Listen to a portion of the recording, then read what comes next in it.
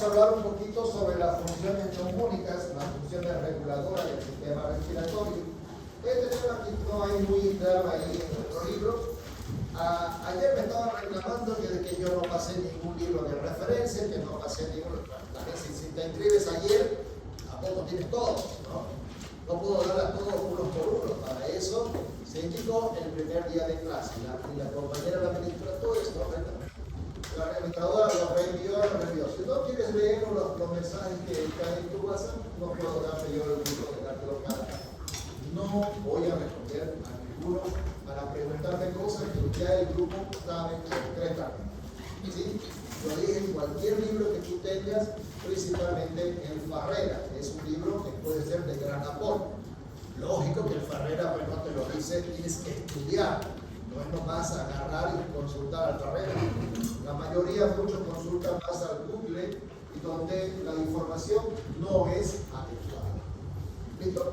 Entonces, una de las características importantes de la neumonía son las neumonías que van a ir a causar una dificultad respiratoria.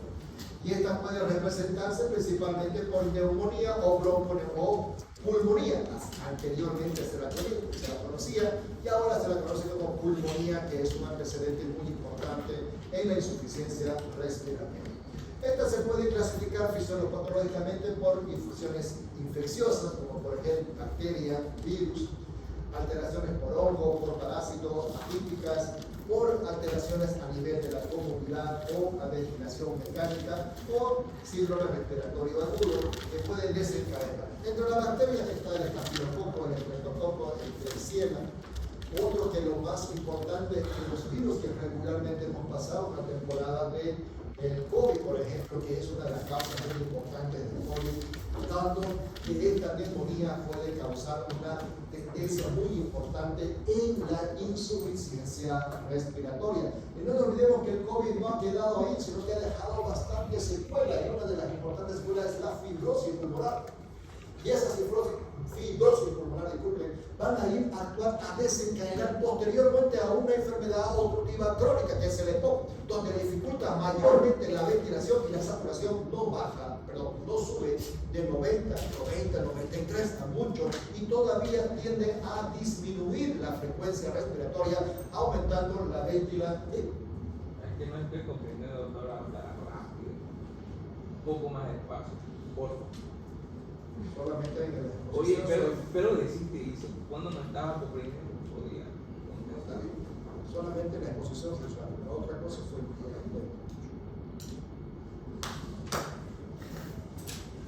la fisiopatología de las enfermedades neumónicas. Estas son causas muy importantes. Eso, infeccioso. Van a ir a causar principalmente una de las alteraciones bacterianas. También, si no se está entendiendo, claro que sí. Una de las características es que, ¿cuál es mi problema de ¿ya? Así como a ustedes no le llega el sistema neuronal cuando lo hago muy pausado, me parece que no me llega la conexión, me parece que las ideas no me llegan. Entonces, cuando lo hago muy lento, como que se me pierde y plum, me pierdo yo y me entro, no en lagunas mentales, como ustedes que son mares, también son océanos, se me pierde la información. Entonces, que lo hago un poquito rápido, pero si no se está entendiendo, lo vamos a hacer más. Una de las características de estos es que también las infecciones víricas van a ir a causar, como decía, un proceso crónico que es la enfermedad de EPOC. Que regularmente la enfermedad de EPOC puede desencadenarse también por una bronquitis aguda. Muchos de los niños principalmente tienen ese proceso bronquial y ustedes seguramente habrán tenido un proceso bronquial que se ha determinado como una bronquitis. A veces esa bronquitis es estacional, donde desencadena por una, qué sé yo, porque el cambio del clima, porque tu corteja se fue con otro, que tiene una bronquitis, qué sé yo. Regularmente esa bronquitis van a ir a causar posteriormente, y si están mal curados, todos tenemos, y eso que somos estudiantes de medicina, somos pésimos pacientes. ¿Por qué? Porque el médico te da por 7 días, ¿cuánto tomas tú de amoxicilina? 2 días. Y eso, el tercer día ya estás con dolor abdominal, ya no quiero, ya estoy mejor.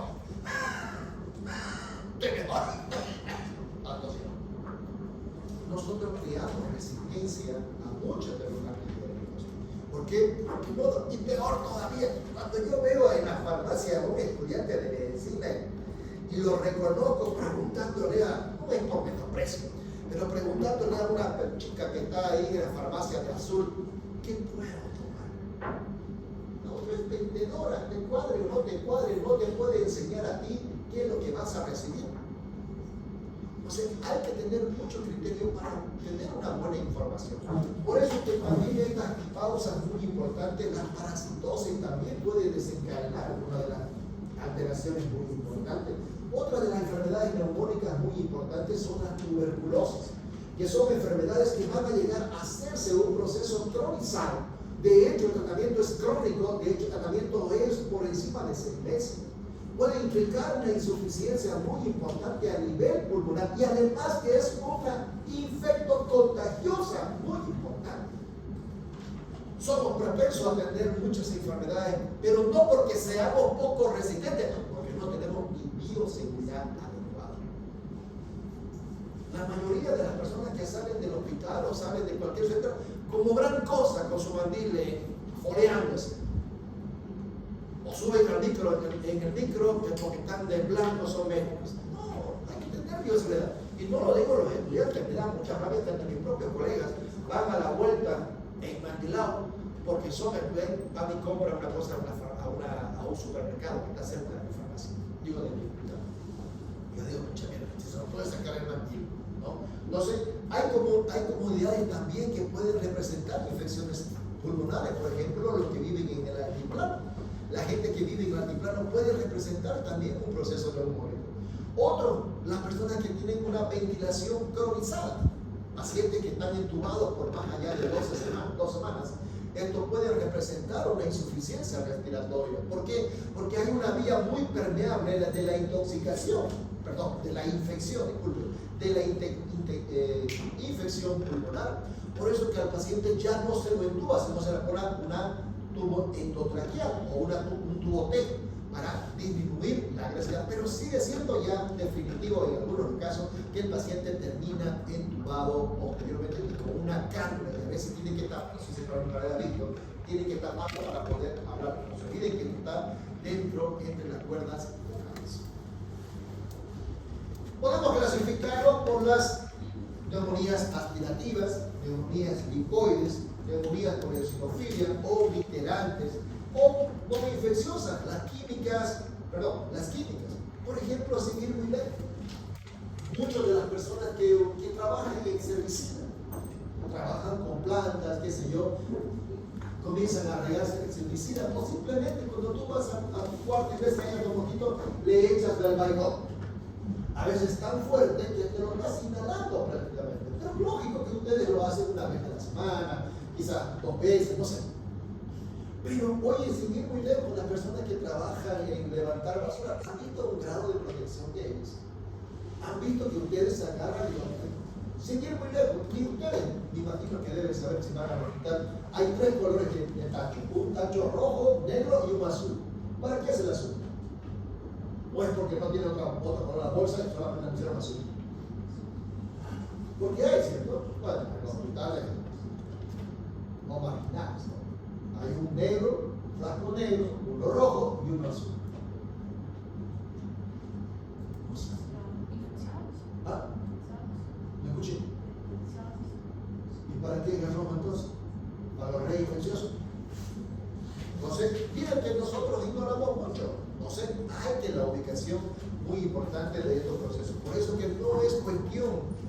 Regularmente uno no es agarrar y protegerse, sino saber de qué te estás protegiendo. Y una de las protecciones, uno de los daños más importantes es la ignorancia. Tú ignoras mucho, ese es el peor daño que tiene el estudiante, porque el que ignora pierde bastante. Oye, ¿cuántas veces hemos ido al hospital? Y solamente queremos ver patologías, pacientes delicados, todo, cuando lo más básico no lo estás entendiendo. Entonces, hablamos de un proceso neumónico que puede ser como una tos mucoporrulosa, marrón de color verde, hay flema regularmente, hay escalofrío. En un paciente con una tuberculosis, los pacientes son con febrícula, no representan una temperatura temperatura exagerada, como una neumonía que va por encima de 37, 38, 39 grados o más de eso. ¿Qué pasa? ¿Qué pasa?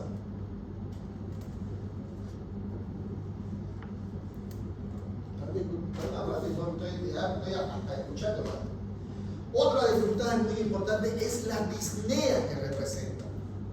Y una de las características es el dolor punzante. Oye, el paciente cuando empieza a doler, debe sospechar que el paciente tiene un derrame pleural.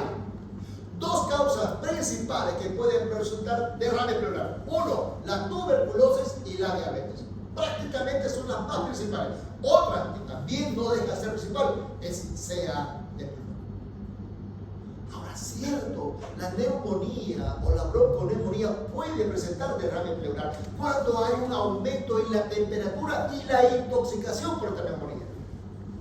Pero en uno de los casos, cuando hay una tuberculosis pulmonar, pues vamos a representarlo como un derrame pleural. ¿Pero por qué dije tuberculosis pulmonar si no hay otro lugar donde se encuentra la tuberculosis? Oye, pero también hay tuberculosis extrapulmonar. Y todo paciente que tenga tuberculosis extrapulmonar, la prima infección es pulmonar. No te preocupes si no toses, no te preocupes si no tienes escalofríos, no te preocupes si no tienes expectoración con sangre. Paciente que tenga una tuberculosis extrapulmonar, estás hablando de que la prima infección es pulmonar. No hay vuelta que dar. Y al no ser que sufren con sangre. Oye, no todos los pacientes con tuberculosis, por más allá de una tos de 15 días, hay hemotisis. Francamente, hemotisis. Y no estamos hablando de una poquita sangre que le está llegando. Porque cuando tú tienes una tos de ahogo o tos fumatérica, tos seca, haces mucho esfuerzo para toser. Y a veces solamente presentas estrías o un poco de sangre. Oye, pero no está llegando el ojo. Está llegando solo de la garganta. Que eso produce una alteración y hace un raspaje al epitelio, produciendo un sangrado. Pero no es hemotisis franca. ¿Cómo se puede clasificar? Se puede clasificar de acuerdo a la causa.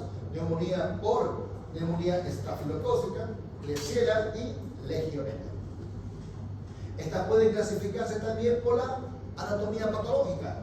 Neumonía locular, neumonía multifocal o focal. Podemos hablar de neumonía intersticial o neumonía según la relación del hueso. Puede ser neumonía supurada como también neumonía fibrinosa. Según la función o el hábito adquirido, puede ser neumonías adquiridas en la comunidad, lo que le estaba diciendo. Hay lugares, hay sectores donde la temperatura es extremadamente fría. ¿Tú crees que en el altiplano se van a enfermar de parasitosis? No. Es como si acá en Santa Cruz toda la mayoría estemos neumónicos.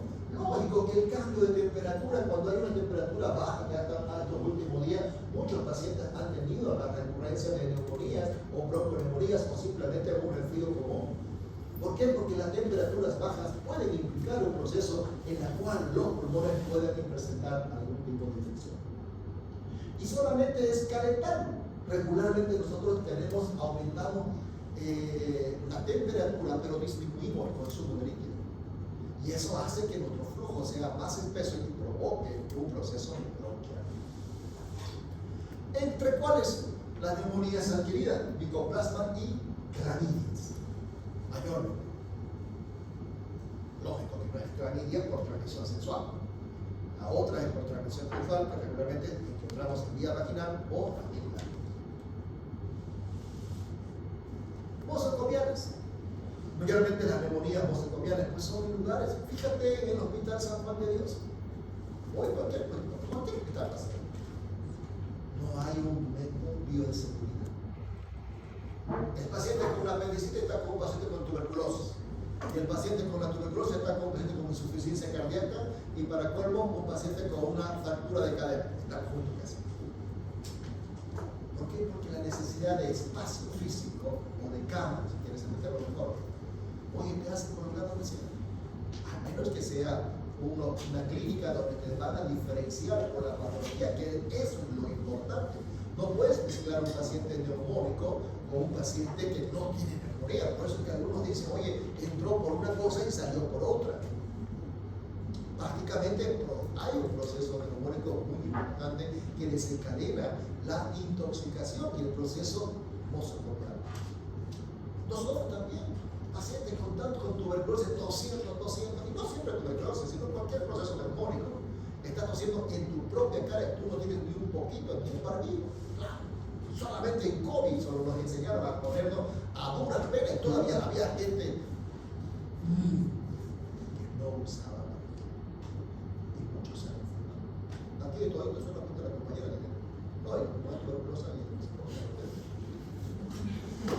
está bien. El neumonía necrosis, ¿no? Derecho izquierdo. El derecho tiene 3 y el izquierdo tiene 2 números. Eso ya lo saben. Hay 2, ahí está. ¿Dónde está la neumonía?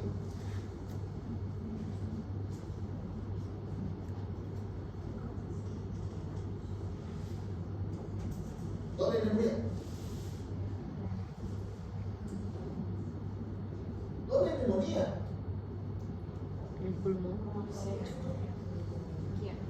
A la izquierda. Todo negro. ¿Cómo quiere verlo nosotros? El negro. ¿Quieres un negro más profundo? O un negro profundo. Pulmón normal. ¿Qué tal? Por favor, ¿has visto alguna vez radiografía? ¿Qué te vas a inventar si no la has visto nunca? ¿Ah? Solo cuando vas a hacer el amor no te enseñan antes, pues así tienes que hacerlo. No, directamente baja al plano. En cambio, la radiografía, primero tengo que mostrarte lo normal. Es una radiografía normal, que no tiene un proceso neumónico y un corazón estable. Aparentemente, este sector de acá, que son procesos bronquiales que no tienen significación práctica. ¿Por qué? Porque hay que correlacionarla con la clínica. Esa es una radiografía normal. No, también es normal. No, es una neumonía multifocal. ¿Por qué multifocal? Porque está tomado el foco del pulmón derecho, inferior, y casi la mayor parte del pulmón izquierdo. Y una parte bien pequeñita.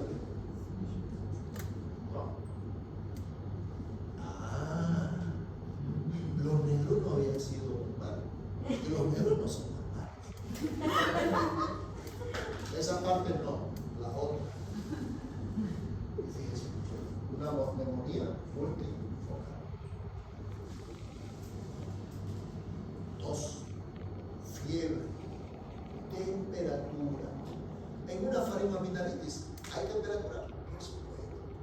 Hay escalofrío, hay mialgia, hay artralgia, cefalea, astenia, adinamia. Igual que ustedes, cuando tienen que dar repaso. Le da fiebre, le da diarrea, intoxicación digestiva, su cerebro se bloquea, cefalea intensa y no son capaces de abrir el libro. ¿Por qué? Porque se mueren, ¿cierto? Bueno, ¿tienen insomnio? ¿Qué hacen ustedes? ¿Toman algún medicamento para dormir? No, abren el libro, ratito se va a dormir. Es fácil, es un mejor método. Dime, ¿quién no abrió a las 10 de la mañana, a las 10 de la noche, un libro y durmió? Pero el WhatsApp o el Facebook, hasta las 3 de la mañana. Todo lo like para la desgraciada que puso su plato preferido. Digo, una neumonía con un proceso bronquial donde representa tos, bastante tos, regularmente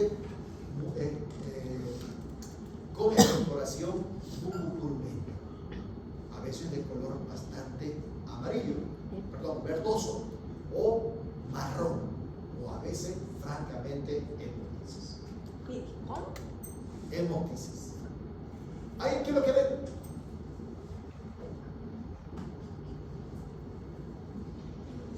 Por 5 puntos.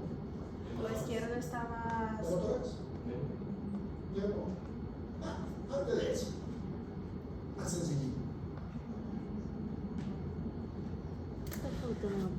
Una neumonía con borra borramiento del ángulo costofrénico. Una neumonía con borramiento del ángulo costofrénico indica derrame pleural. ¿Qué es lo que vamos a hacer? Fíjate acá. Aparentemente hay un triángulo. Vamos a ver mejor acá. Ahí está. ¿Se fijan acá? El diafragma y en el ángulo. Este es el ángulo costofrénico. ¿Ok? Lo mismo en el lado izquierdo. ¿Está ocupado? No. Se ve, se visualiza adecuadamente. ¿Acá lo ves? Lo ves. El ángulo costofrénico. ¿Por qué? Porque a pesar de que hay una neumonía, no hay un borramiento del ángulo costofrénico. Y ese borramiento, o no borramiento, perdón, no indica derrame pleural. Pero aquí hay derrame pleural. Oye, en el lado izquierdo ves prácticamente como que se ve el ángulo costofrénico, ¿cierto? Pero acá no lo visualizan. Oye, puede ser una neumonía también, mucho más localizada. Pero ¿por qué lo diferencio? ¿Por qué creo que es una neumonía con un derrame pleural? Niveles hídricos, fíjate. Sí, pareciera que fuera un corte así.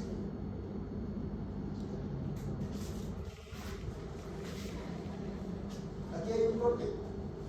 No, parece todo. Porque el líquido son niveles. Que el derrame sea por líquido, por pus, por sangre, no sabemos. Es un derrame. Otro, los ruidos hidroaéreos,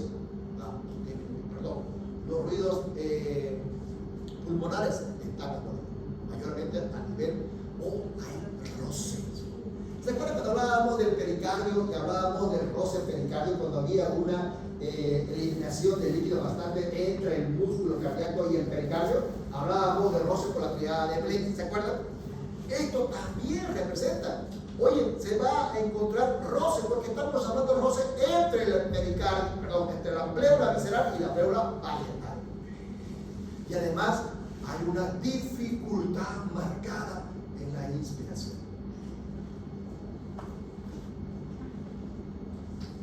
Ahí está, una neumonía multifocal, porque está en ambos lóbulos.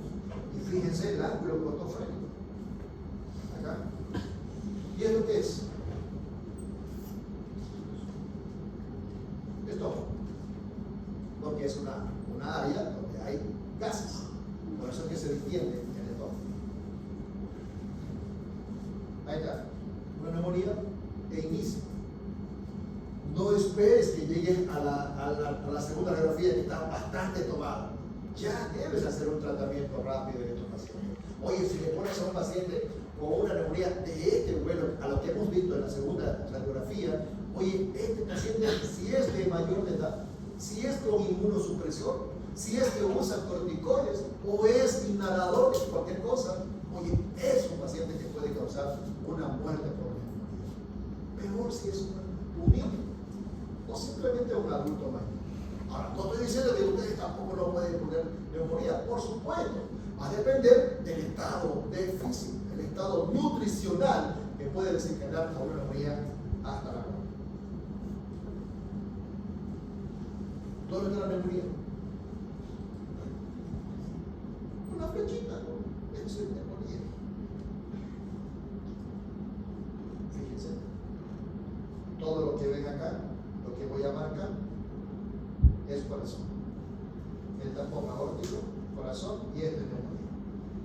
Bien, el ángulo costofrénico en ambos lados no está ocupado o no está borrado.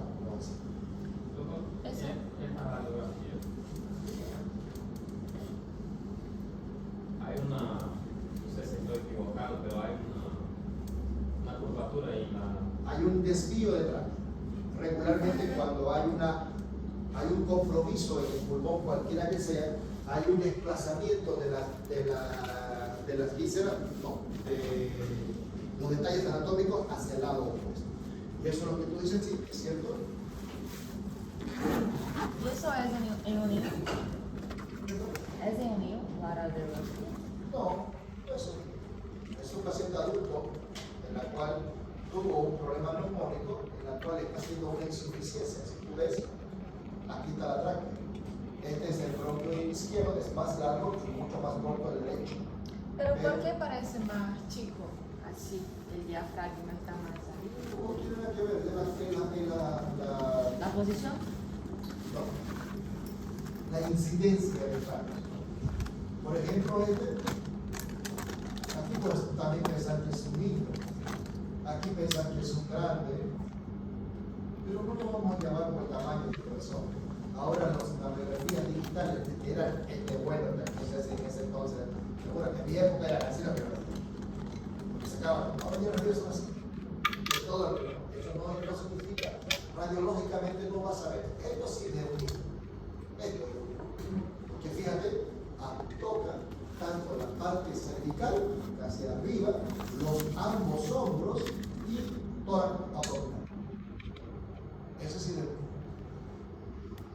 Pero no lo vas a determinar por una radiografía si es grande o algo, no tiene nada que ver con eso, eso no determina una radiografía.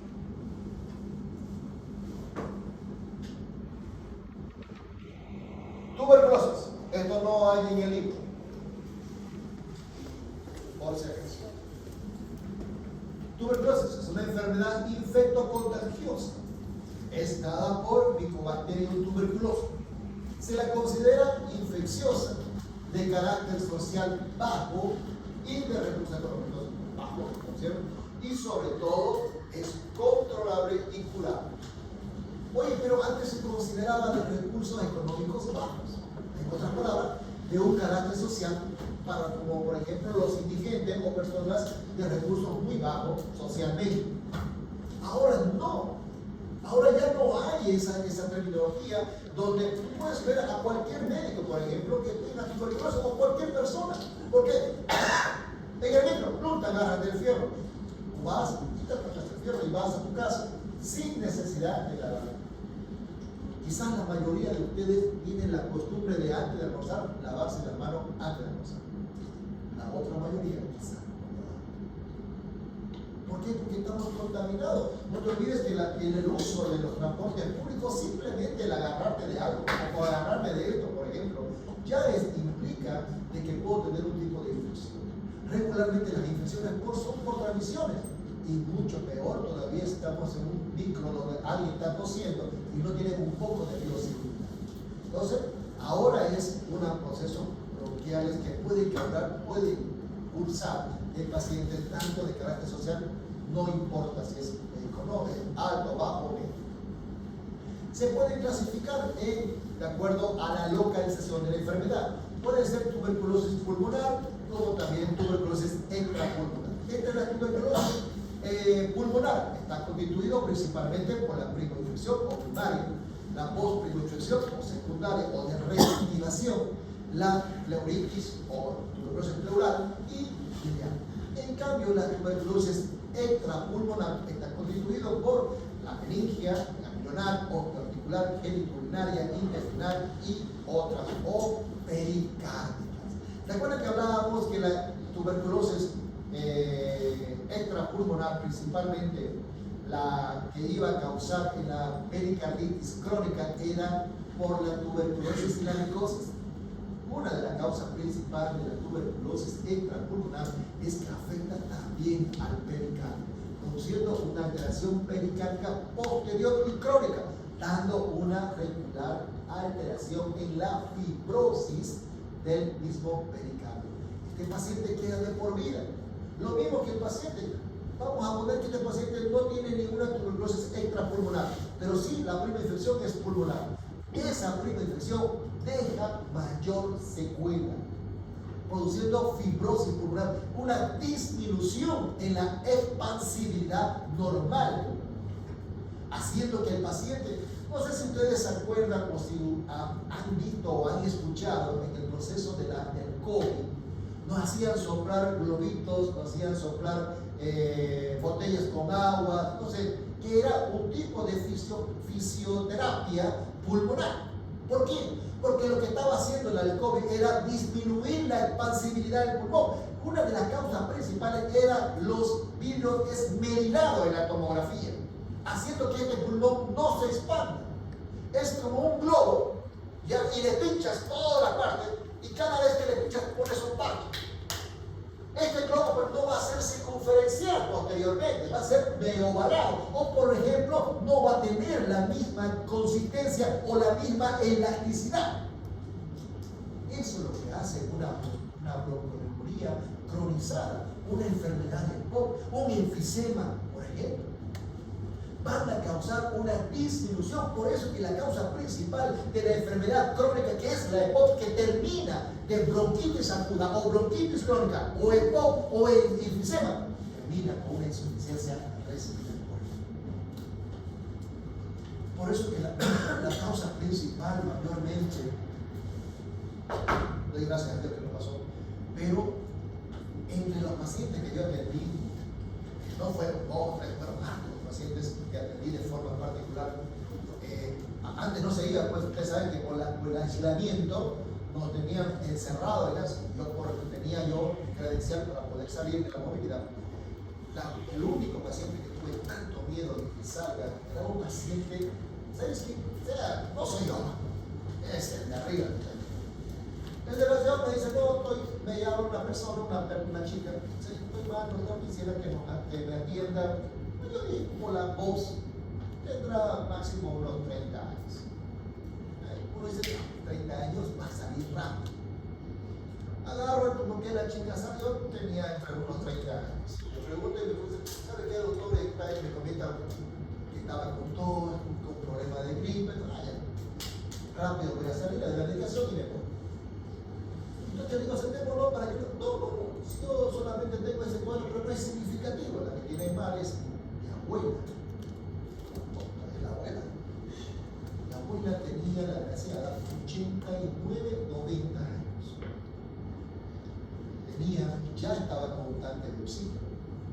Tenía como diagnóstico de base hipertensión, diabetes y EPOC. O sea, estaba para hacerle santos óleos nada más. Lo más penoso, que es su esposo, que tenía 93 o 90, ya estaba en terapia intensiva. La abuelita no quería ir. Dijo, no. Se quedó ahí. Cuando yo la revisé, estaba saturando entre 75 y 78. Paciente que por debajo de 80 ya no es como antes, que tenías que esperar que baje a 60 para poderlo intubar. Basta que esté oscilando por 70, debes tener un diagnóstico ya de intubación, inducirlo al coma y entubarlo. Porque estás hablando de una disminución del aporte de oxígeno. Este paciente por debajo de 70 va a producirle un coma por hipoxia. Y de ahí no lo sacas. Cuando le digo a la abuela, digo, no. Bueno, llega el momento, hicimos todo lo posible para que se mejore el tanque, le daban a 2 libras, le puse a 10 libras. No, tampoco había oxígeno en ese entonces. Comía harto oxígeno, tanques así de grande. A los 3 días o 4 días, la señora mejoró un poquito. Al 5.º día murió el marido. Yo le dije, no hacemos nada con avisar. Se va a deprimir y va a presentar una alteración, qué sé yo. No falta malditas viejas brujas chismosas. Cuánto lo siento por el fallecimiento. La mujer se puso a mirar en flaco. Hizo un primer paso. Yo no sé si estaba muy lejos, estaba muy cerca, pero llegué a alcanzar. La hicimos resucitación. Bueno, la hice porque la hija no quería ayudarla, la nieta tampoco, y la hice resucitación porque no podían apegarse a la señora. Salió del pan. Yo le dije, ¿quién fue la bendita mujer que le dijo que había fallecido? No, ella había sido bueno. Dije, de esta se salva, si no, se va a morir. Porque la situación estaba baja. Se le puso oxígeno, pero era como oxígeno, ya no quería recibir la llamada. ¿Por qué? Porque sabía que se podía irse. ¿No? Así que llega el momento, la mujer al 5º o 6º día me llama, el doctor me dice, quiero que venga a ver a mi abuelita, ha mejorado un poquito. Más allá, está saliendo la vida de él. Cuando la he visto a la señora escuchando la misa de 9 días de su esposo. Esta vieja la tenía muerta. La gente comenzó a salir. Tardó casi 15 días. Y mucho más gente joven que se ha muerto. Tenía un paciente también que el hombre estaba podrido en plata.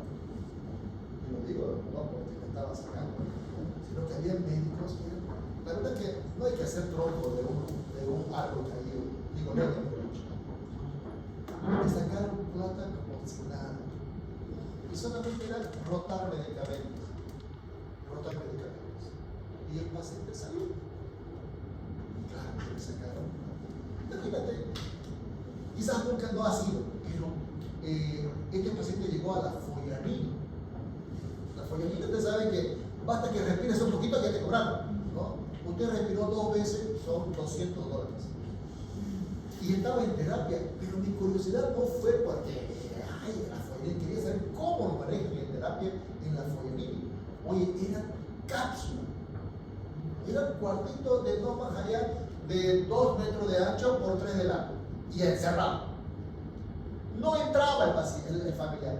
Ni el médico, no, ni estaba ahí para eso. Solo agarraban de lejos. Está saturando, ya, ni modo. Oye, morían harta gente, no sabe si morían realmente por algún problema neumónico, que pudiera era el COVID, o morían por infarto. Porque, oye, desespera. El no poder, oye, literalmente era como ponerte una bolsa en la cabeza y no podían respirar. Porque el pulmón se comenzaba a encoger y ya no había la expansión. Sigamos. Tuberculosis por el esputo, resultado del esputo. No. Tuberculosis con una sola vaciloscopía. Todavía sigue siendo sensible la vaciloscopía, se llama. Oye, pero no necesita que sean 3 veces positivo para decir, oye, sí, no, basta una vez. La primera que sale positivo, ya para qué la buscar otras. No, ya para rellenarlo, ya, sacar los 3. Pero basta que la primera es positiva, ya es tuberculosis. Oye, la primera negativa, la segunda negativa, la tercera positiva. Es tuberculosis. Da igual. Paciente con tuberculosis con 2 vaciloscopías y un esputo. Oye, es tuberculosis. Tuberculosis con una sola vaciloscopía, pero con un cultivo positivo o con una radiografía compatible con tuberculosis. Es tuberculosis.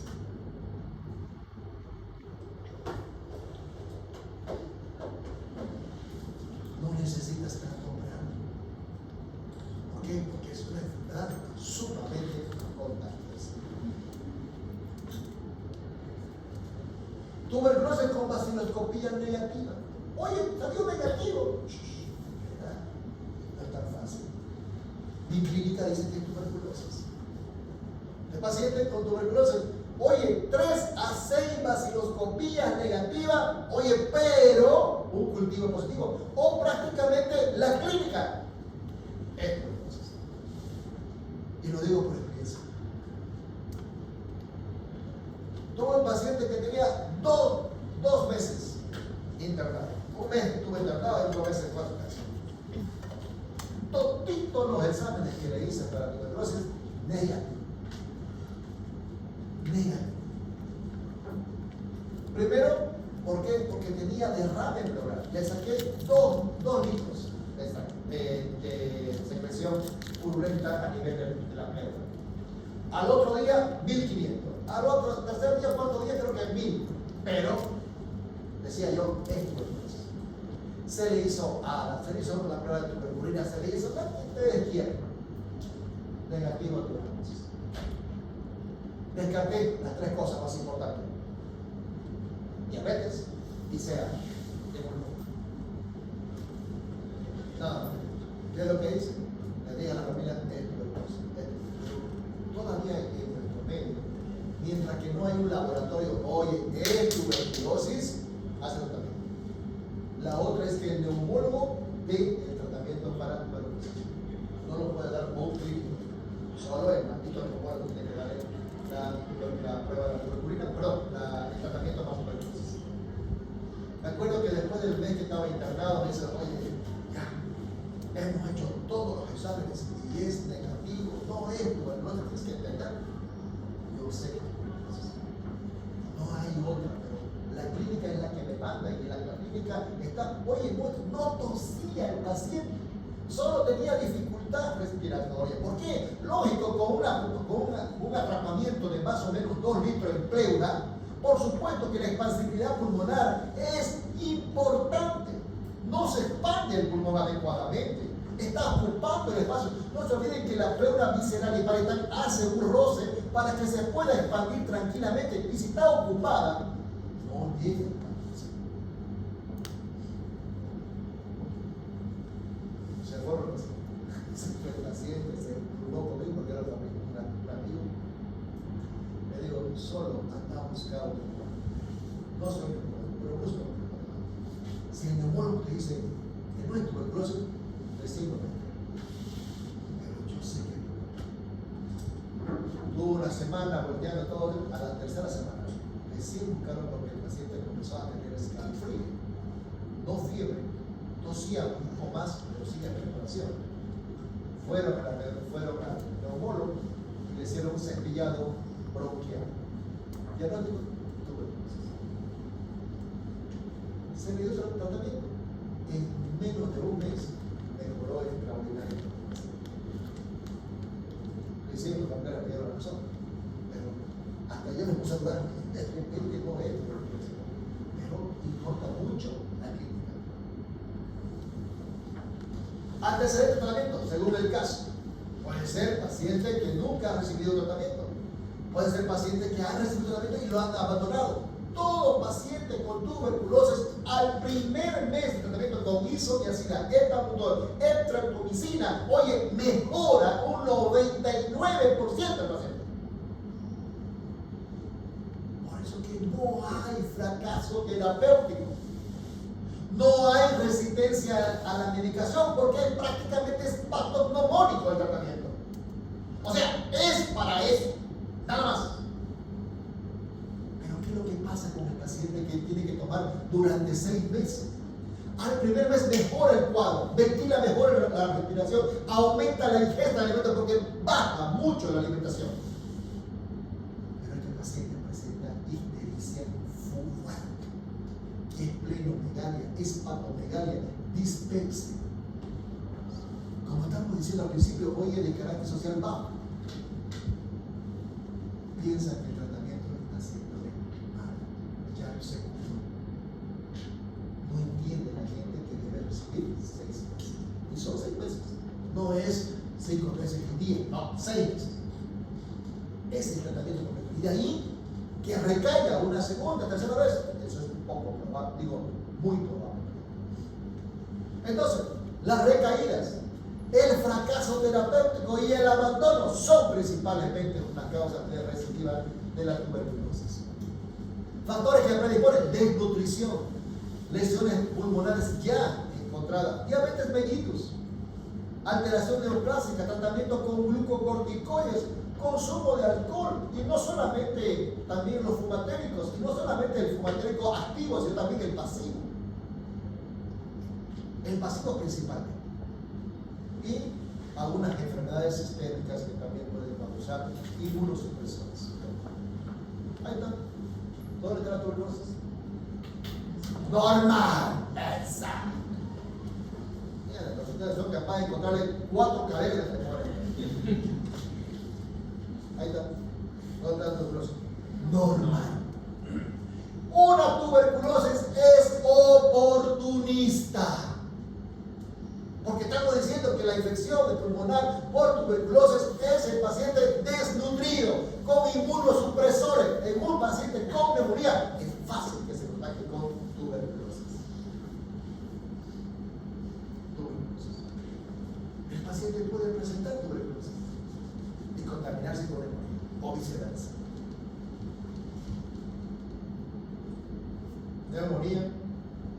Neumonía biliar. Cavernas. Lógico que no vas a ver como deberías ver en una radiografía. Es una radiografía sacada de una foto, impresa y para poner en un slide. No lo vas a ver como uno quiere ver. Tienes que verla translúcida a la luz o en el megadoscopio. Cuadro clínico. Prima infección. Asintomáticos. La mayoría son asintomáticos regulares. O sintomáticos, por ejemplo, tos seca, escasa producción mucopurulenta. Febrículas. Siento calor, siento un poco de temperatura, pero no lo tomas en cuenta, ¿cierto? Un escalofrío. Hay síntomas y signos de neumonía. Ojo, la neumonía, temperatura por encima de 38 grados. No hay febrícula en neumonía. Es 38. Faringoamigdalitis, 38. Dengue, también en temperatura de 38 grados. Hay adinamia, por supuesto, también en dengue. En la influenza, ¿cuál es la diferencia? Tos seca. O tos fumatenta, como decir. Y presentan sibilancia. En cambio, el progreso, estreptores crepitantes. Fase y vértice sobre todo. Derrame pleural. Obstrucción bronquial. Cavitaciones pulmonares y diseminación hematómica. Todo paciente que tenga tuberculosis extrapulmonar es por diseminación hematómica.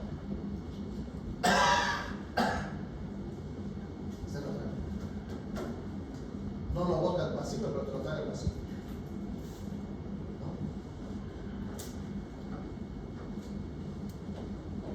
¿No? Patrón nodular. Esto puede ser muy fácil confundir con una neumonía por micosis también. Prácticamente así lo ves. La diferencia que también ves a nivel del paladar. ¿Alguna vez has visto una faringoamigdalitis pulsácea por estreptococcus beta hemolítico del grupo A? No. Vulgarmente, amigdalitis. ¿Has visto eso? Oye, tienen el aliento fuerte. Bueno, aparte de eso me dio más. En las amígdalas vas a ver como puntitos, como granos de arroz. Esa es una neumonía por estreptococcus beta hemolítico del grupo A. Ahora ya saben, no van a ir a decir faringitis, no, estreptococcus beta hemolítico del grupo A, no una faringoamigdalitis pulsácea. Están aprendiendo, ¿cierto? No me van a decir eso. Bueno, ahí está con tu dolor de garganta. Dibuja. ¿Ven? Esta es una tuberculosis. ¿Dónde está la tuberculosis? Neumonía. Neumonía. Cavernas. Mira. Chiquitita. Un desgraciado, maldito hijo de su bendita madre. Me robó los diferentes slides que tenía donde se ve líquido. Por eso ya no lo presto. Slide y presto a tu computadora. Algunos impresiones, no. Me lo sacó toda la información de la vez. Tuve que recambiar todo mis exámenes. Doctor, el examen anterior puede tener dos cosas, neumonía y tuberculosis en el mismo. Hemos dicho que la neumonía es también puede ser oportunista. Una de las características muy importantes de la tuberculosis es la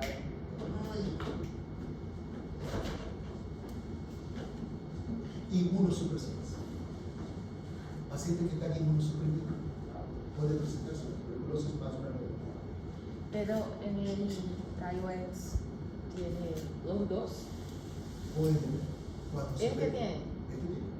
¿Y cuál es la diferencia? Reina, no lo vas a poder ver en un slide. Tienes que ver en la práctica y escuchar. Ahora, yo no te puedo decir, te cuento que tiene la tuberculosis y una neumonía. No. Esta plata yo la escuché eso. Por eso te la digo. Pero los dos se queda blanco. No, aquí tenemos un paciente que está tratado por neumonía. El tratamiento agudo es neumonía. Primero tienes que librar uno de las patologías, la neumonía. Luego usar el antibiótico, que es la estreptomicina y caputón. Puedes usarlo. Pero aquí lo que le afecta más al paciente no es la tuberculosis, es la neumonía, porque hay temperaturas bastante elevadas. Y esto implica mayor dificultad respiratoria, porque es una fase aguda. Este paciente entró por una neumonía, no entró por una tuberculosis. El cuadro significativo de este paciente es neumonía. Nunca fue tuberculosis. No, esto hablé en la imagen que para diferenciar, por ejemplo, la tuberculosis, por ejemplo, se queda más arriba y neumonía más abajo, ¿o no? No, eso no tiene nada que ver con la salud. Pero ¿cómo diferencias? Con las cavernas. Tienes que ubicar cavernas. ¿Qué es caverna?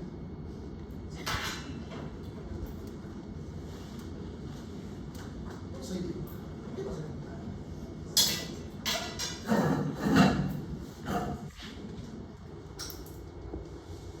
Pulmón. Derecho. Superior y inferior. Del lado izquierdo. ¿Sí? Así que. ¿Listo?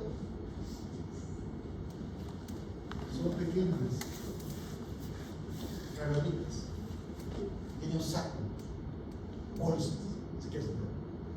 Neumonía.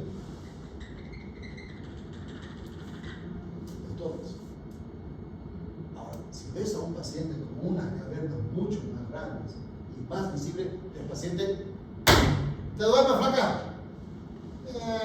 Pariente. ¿Tú no me comentas?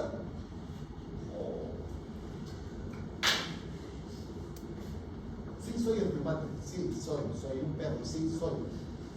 Pero también quiero dormir, no hasta dormir en clase. Seguramente son pequeñas cavernas. No lo vas a ver grandes cosas. Tiene que estar y además, muy poco probable que el paciente ya venga con cavernas como antes. Anteriormente encontrabas cavernas, esta radiografía no es de ayer, por si acaso, son radiografías muy antiguas, donde realmente no se conocía mucho la tuberculosis. El paciente venía expectorando francamente en 2 meses. Ahora ya no. El paciente empieza a toser por encima de una semana, ya consulta directamente. Hay algunos desubicados que todavía están en 10 días, 15 días, pero cuando ya empieza a expectorar toser, ya la mayoría, con la tanta información que se ha recibido, ya uno considera que es una tuberculosis. Por lo menos sospecha tuberculosis. Lógico que este paciente no vino con una tuberculosis. No, digo, tengo una tuberculosis. No, tengo un problema pulmonar, el cual se escuchó en vectores y sibilancia, neumonía.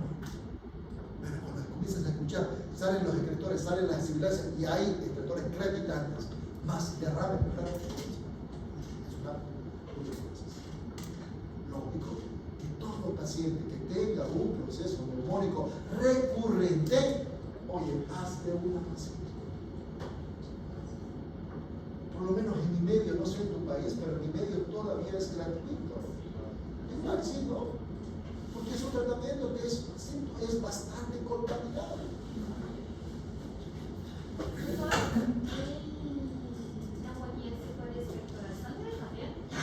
Puede haber expectoración con sangre. Puede haber. Pero ¿cuál es la diferencia entre uno y el otro? Clínicamente los dos expectoran sangre. Lo que tienes que hacer es mamazos, pensando en una sospecha de una tuberculosis. Porque preferible errar de más que de menos, ¿cierto? Oye, porque te está diciendo que es una expectoración con sangre. ¿Lo has visto? Dice que están botando sangre. Oh, ya es indício. No te olvides que está sacando.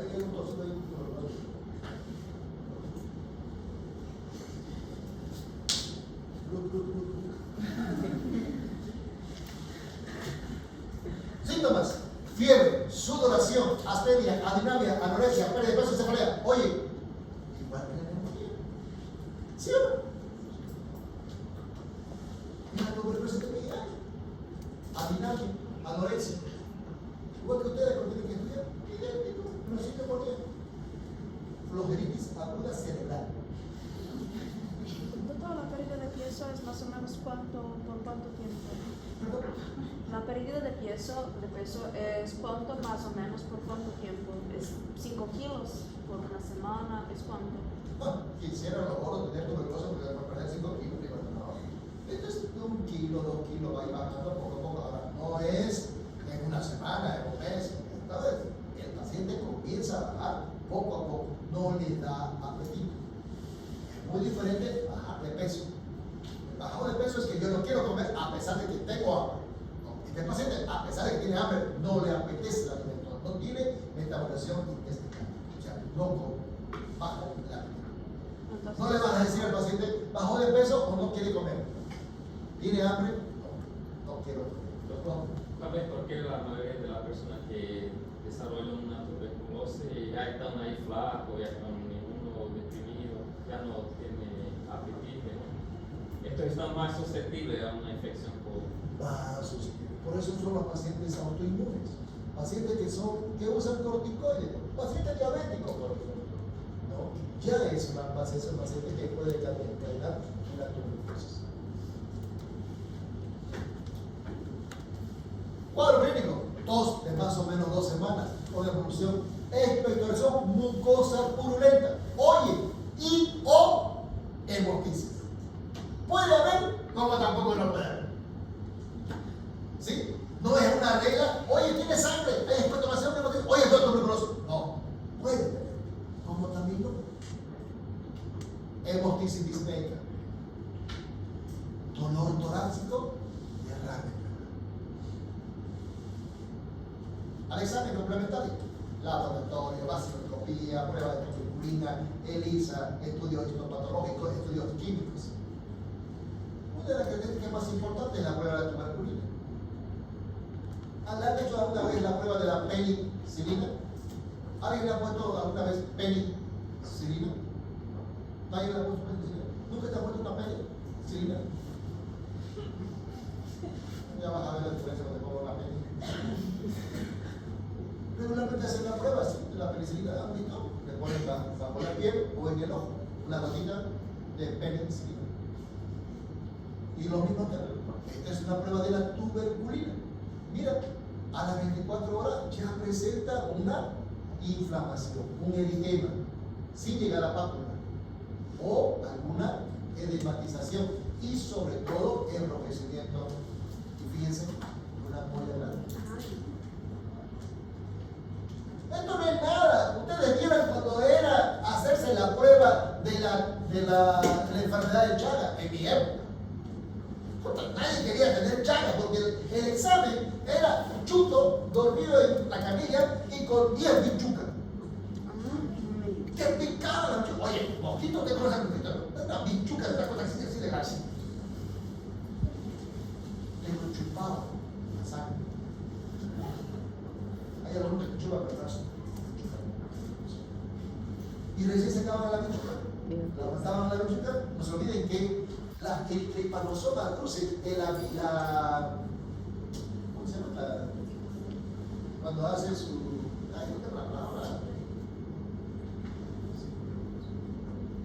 Su evolución biológica lo hace en el parásito.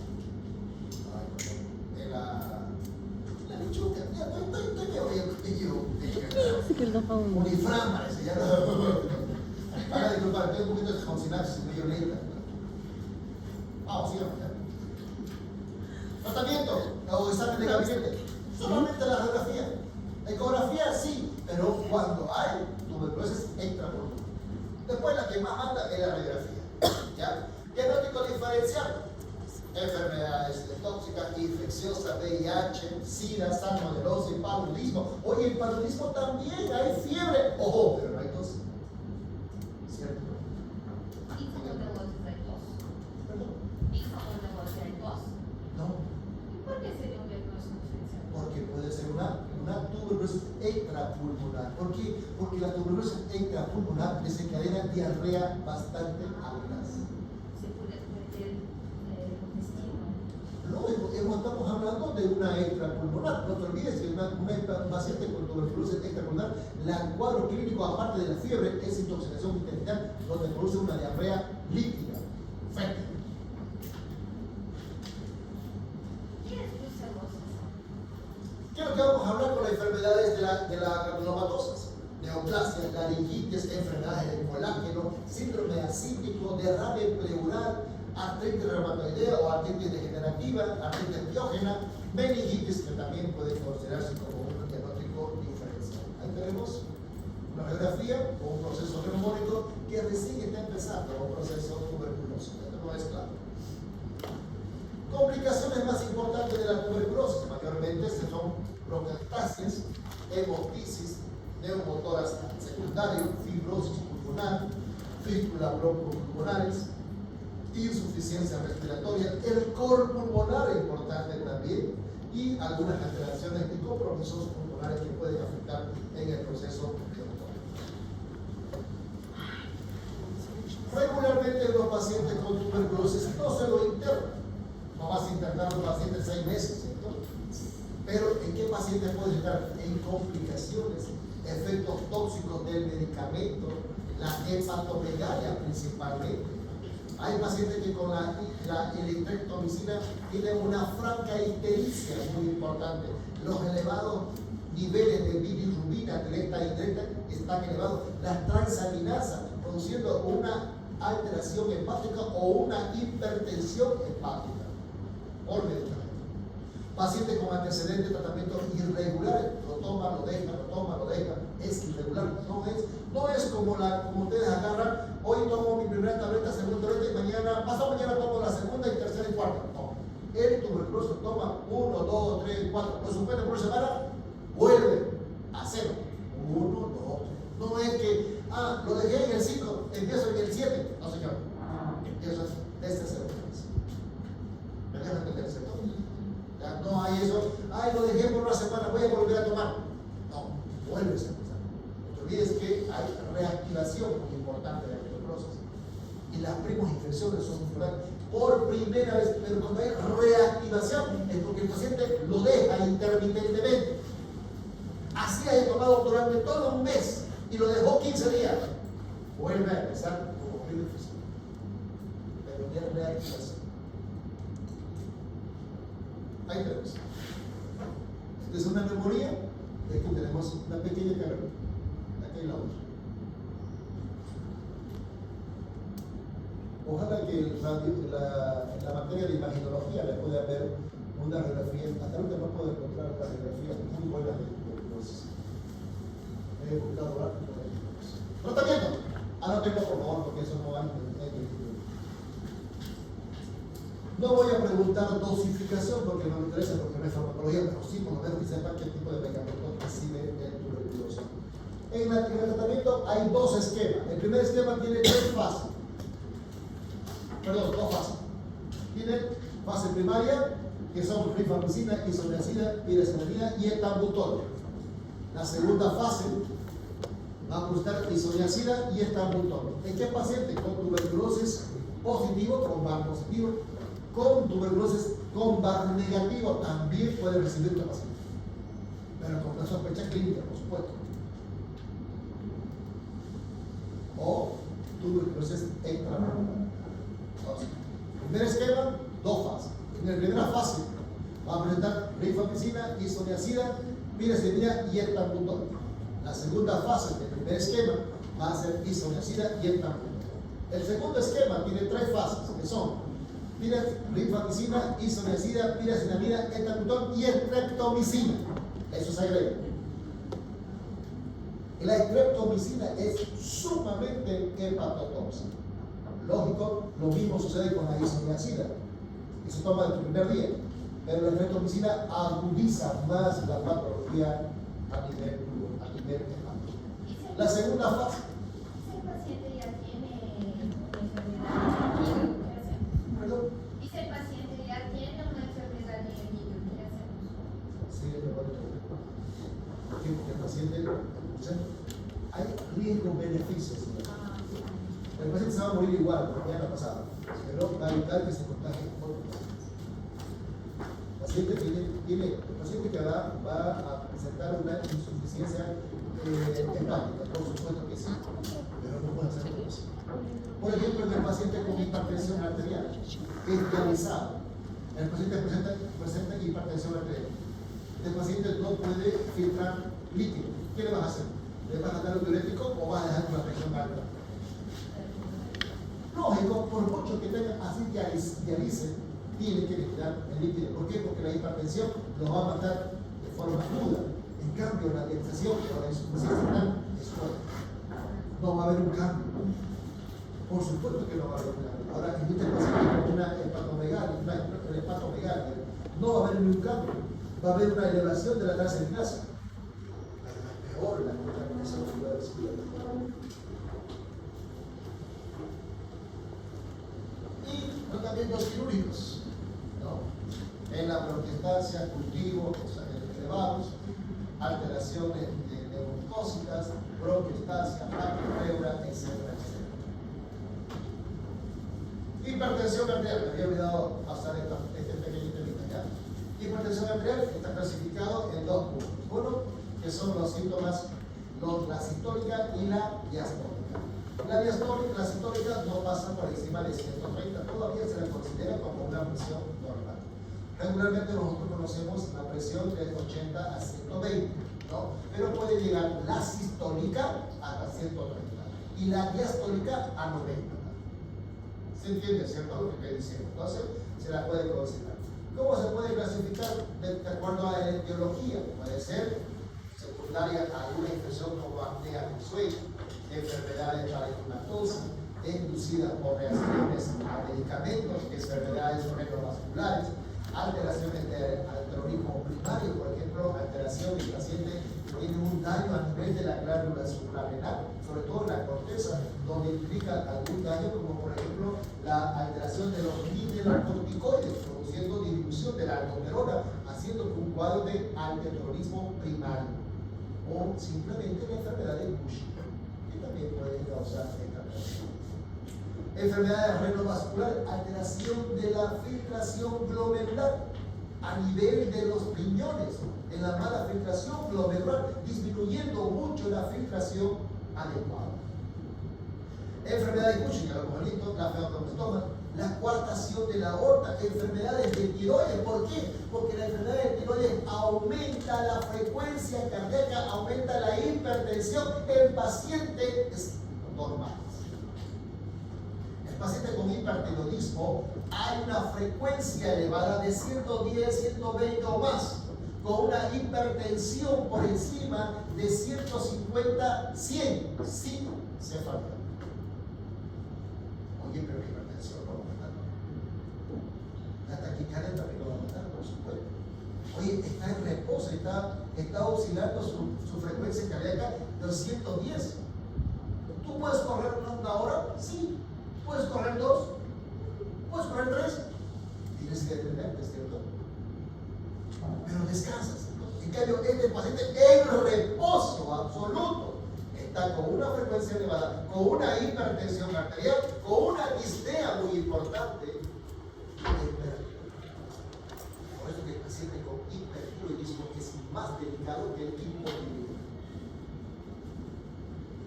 Y mujeres embarazadas, la preeclampsia o la eclampsia.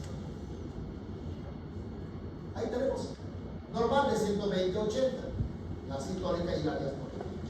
Regularmente algunos consideran ya no hipertensión o prehipertensión.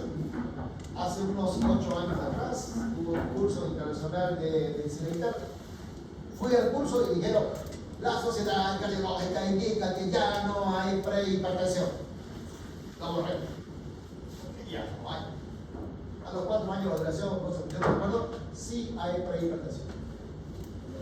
Así que lo volví a poner otra vez. Y ellos están de acuerdo con lo que están haciendo, ¿no? El estadio 1 va de 140 a 159, la sistólica y la diastólica de 90 a 99. Y el estadio 2, que es la más delicada, mayor a 160, mayor a 100 la diastólica. ¿Cuáles son los factores de riesgo más importantes? La hipertensión, factores que comprometen el frecuencia cardíaca. Segundo, obesidad mórbida, con un índice de masa corporal por encima de 30%. Hábito del tabaquismo, dislipidemia, diabetes mellitus, sedentarismo y microalbuminemia. Otros factores muy importantes: filtración glomerular. El paciente filtra 60 ml. ¿Cuánto es lo normal? 125 ml. Edad. Mayormente los pacientes mayores de 55 años en el hombre. Una mierda, toma, recién van a hacer faltan unas 30 minutos. Y mujeres mayores de 65 años. Fíjense, hoy las mujeres viven más tiempo que nosotros. ¿Por qué? Porque nos casamos con ustedes. Voy a poner una estatua. De acuerdo. Antecedentes familiares, cardiovasculares. Oye, más en hombres que en mujeres. ¿Sí? ¿Ya se están yendo? Ni yo, que me pagan o no me pagan extra, me voy. Oye, tú te estás aprendiendo, quédate por lo menos un rato. No siquiera nomás. Total, no debo avanzar en punto. Ahora lo hablamos, mayormente, del corazón. Corazón. Hipertrofia ventricular izquierda. Vence la resistencia. ¿Se acuerdan cuando hablábamos? Cuando el ventrículo izquierdo aumentaba de fuerza de contracción porque vencía la resistencia. No es lo mismo que pase por este lumen o que pase por este lumen. ¿Se acuerdan? Hipertrofia ventricular, produciendo el proceso de adaptabilidad. Hipertensión arterial. El órgano principal recibe la información. Hay un aumento del tapón aórtico. Botón aórtico. Botón aórtico. Angina, infarto de miocardio, dolor opresivo, anginoso, hipertensión. ¿Por quién? Dislipidemia. ¿Se acuerdan? Reno vascular, coronario, previo. La arteria estaba ocluida. La hipertensión, el coágulo sube y se bloquea. Y por último, insuficiencias cardíacas. Ay, ya. También fue puro Samsung. Tú puedes ser un iPhone para que estemos iguales por lo menos. Cerebro. Enfermedades vasculares en el cerebro. Oye, un ACV. Accidentes isquémicos. Riñones. Alteraciones de las insuficiencias crónicas. El vascular, principalmente, es enfermedades periféricas que van a ir a actuar. Y alteraciones más importantes que el cuadro diagnóstico, síntomas, cefalea, mareo, epistaxis, soplo arterioso, masas abdominales, pulso paradójico, pulso aórtico, pulso periférico, edema, alteración de fondo de ojo y alteración del índice de masa corporal. Son algunos cuadros clínicos que pueden ser asintomáticos o sintomáticos principales. Lo que pasa fisiológicamente es que hay pacientes asintomáticos. Por eso sí que hay muchas personas que están silenciosamente con hipertensión, pero no hay cefalea, no hay suspiro. Regularmente la enfermedad de la